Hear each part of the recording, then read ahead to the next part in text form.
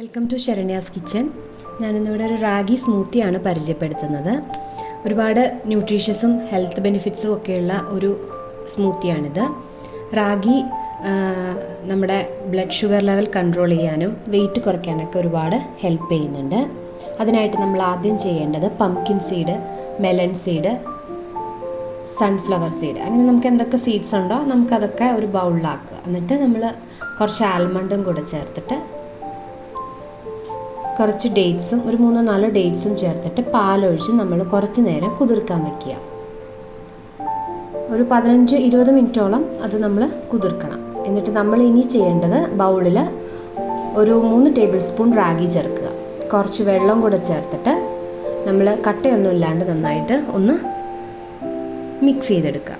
ഇതുപോലെ നന്നായിട്ട് കുറച്ച് വെള്ളം വേണമെങ്കിൽ നമുക്ക് കുറച്ചുകൂടെ ചേർക്കാം, ഇല്ലെങ്കിൽ നമ്മൾ നന്നായിട്ടൊന്ന് മിക്സ് ചെയ്തെടുക്കുക.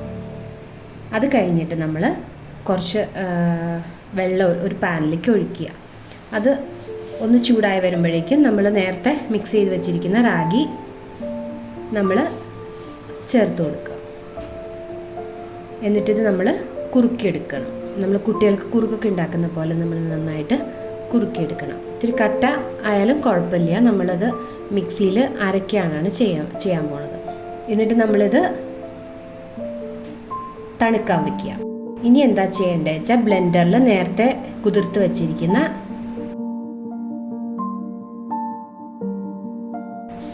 സീഡ്സും നട്ട്സും എല്ലാം കൂടെ നമ്മൾ ചേർക്കുക. ഇനി ഒരു ആപ്പിളും അരിഞ്ഞു വെച്ചിരിക്കുന്ന ഒരു ആപ്പിളും കൂടെ ചേർത്തിട്ട് നമ്മൾ നേരത്തെ കുറുക്കി വെച്ചിരിക്കുന്ന റാഗിയുടെ മിക്സ്ചർ അതിനകത്തോട്ട് ആഡ് ചെയ്യാം. എന്നിട്ട് ആവശ്യത്തിന് പാലും കൂടെ ചേർക്കുക നമ്മളതിൽ. പിന്നെ നമ്മൾ കുറച്ച് സിനമൺ പൗഡറും കൂടെ ചേർത്തിട്ട് നന്നായിട്ട് ബ്ലെൻഡ് ചെയ്യാം.